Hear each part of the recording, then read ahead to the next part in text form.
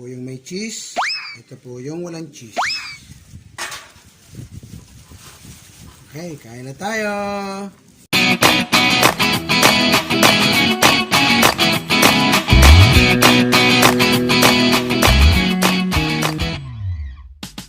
Mother, ano ba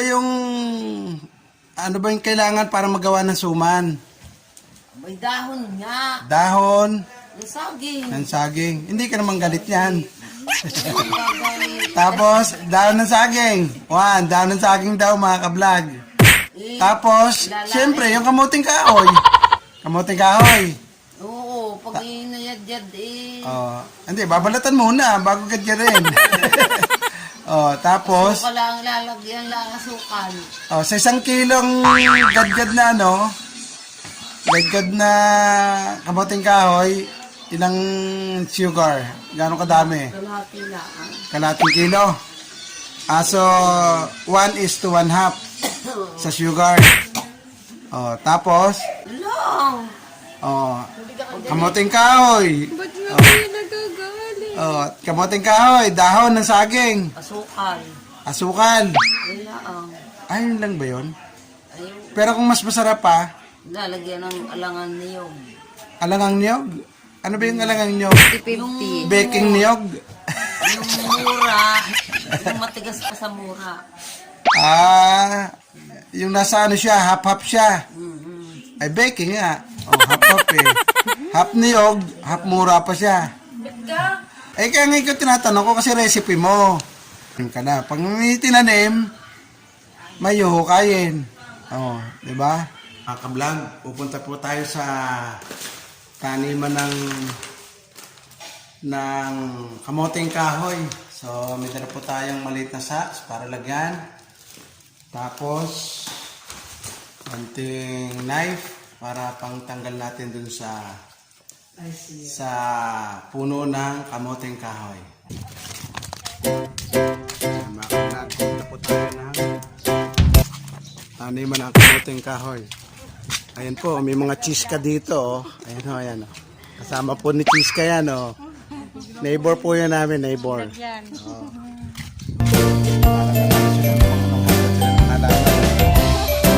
Yung mga flowers o. Yung mga flowers. Ayan po, ang taniman lang. Oh. Parang gubat. Ayan, pero yan po, malalaki po ang puno niya, no? Diyan po tayo kukuha ng kamoting kahoy na gagawin nating suman. Ayun, oh. May manok pa. May bonus pang tinola mamaya. Ayan, mga ka-vlog. Kukuha na po tayo ng kamoting kahoy. Kamoting hoyka.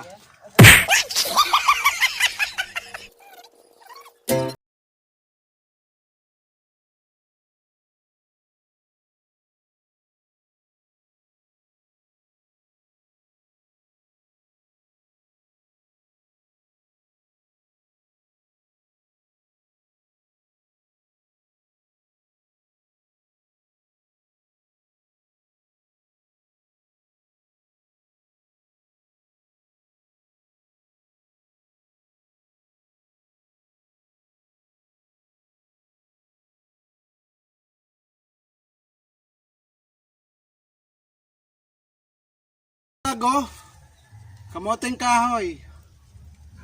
Ito oh, ang laki ng bunga oh. Ang laki ng nakuha ko. Ito lang po kinukuha to. Yung mga ayun oh, ang laki. Ho ho ho! Ang laki na nakuha ko. Ayan. Mga ka-vlog, ito lang po kinukuha ito. Oh. It's big. And the other one is another big. Wow, so we're trying to get another tree of kasaba. In Tagalog, kamoting kahoy.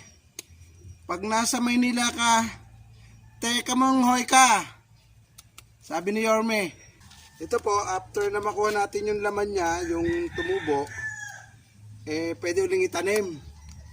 And the next year, meron ka na naman ganon.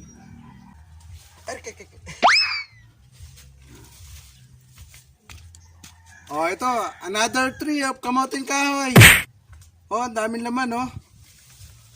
Oh, ang mahal ng kilo nito sa Maynila, oh. Dito, binubunot lang po, oh.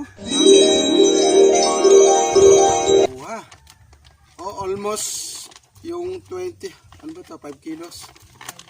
5 kilos sa sako price. Almost mapuno na po, oh. Kunti na lang, puno na, oh. Kunti na lang, mapupuno na. Pero anyway, madami na rin po to. So tayo po, hindi po tayo gagawa ng puto. Gagawa po tayo ng suman. Nagkuha na natin. Ayan o, 2 puno po. Ayan, dyan po siya nakatanim o. Yung last. Tapos yung first po dito. Ayan po yung pinaghukayan niya. Kaya madali ko pong nabunot kasi malambot po yung soil.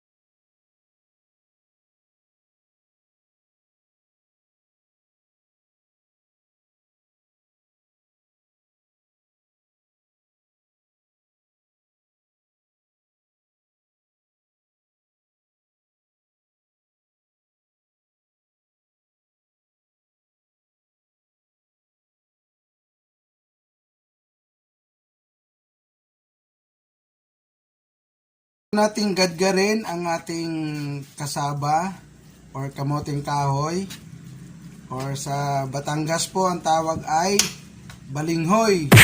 So lalagyan po natin ng brown sugar. 1, itong ganito pong kadami ay mga 8 kutsara, 8 tablespoon brown sugar po. 3, 4, 5, 6, 7, 8. And then haluin po natin para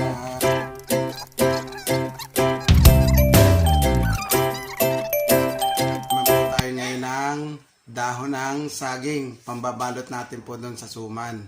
Gagawin natin mamaya. So punta tayo sa kapitbahay kung may mahingi tayong dahon saging. Kailangan naka-face mask. Ayan, protocol po yan. Naka-face mask pagka ano. And with the arm of knife. Uy, yung extra pa. Ay! Ayan.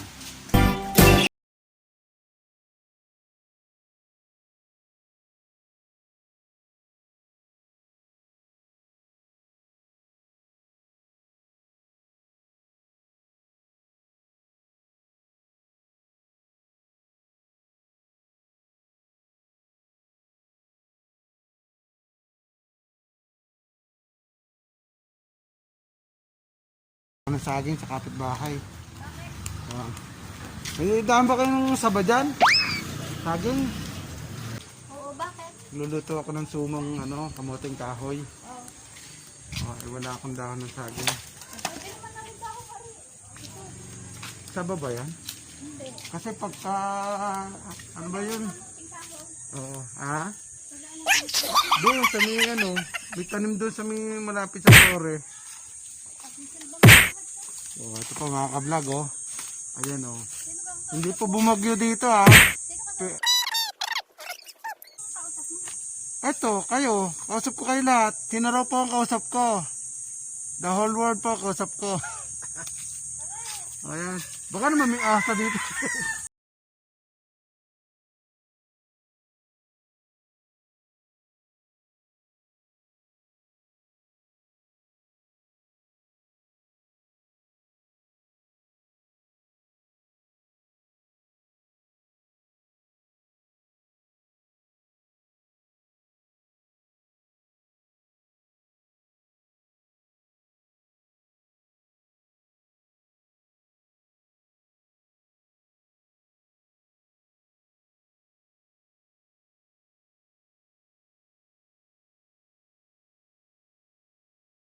Ka-vlog ha. Babalutin na po natin ang ating suman. So, meron po akong flavor na isa. Cheese flavor. Titingnan po natin kung ano na mas masarap. Tsaka yung wala pong cheese. Ayan. Mabalot. Ganito po ang pagbalot. Yan, ganyan. Ayan, para alam nyo po kung nasan yung dulo. Ayan, pag ano nyo, pull nyo lang ganyan. O, ayan, pull nyo lang ganyan. Ganyan po. Ayan. Ayan, napahaba yung isa. Ayan, dire-diretso lang po yung pag ano po natin. Fold. Ayan, ito pong isa naman, walang cheese. Lalagyan natin. So, may cheese at saka walang cheese ang ating flavor ng suman.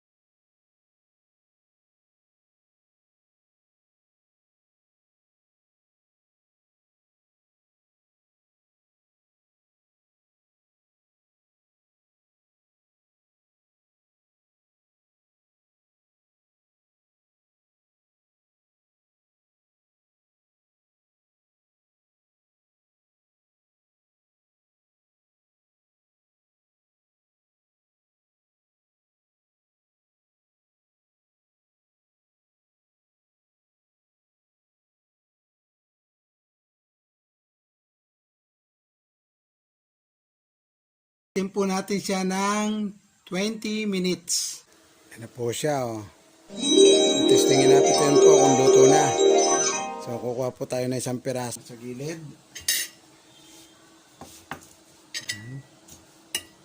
Buksan po natin.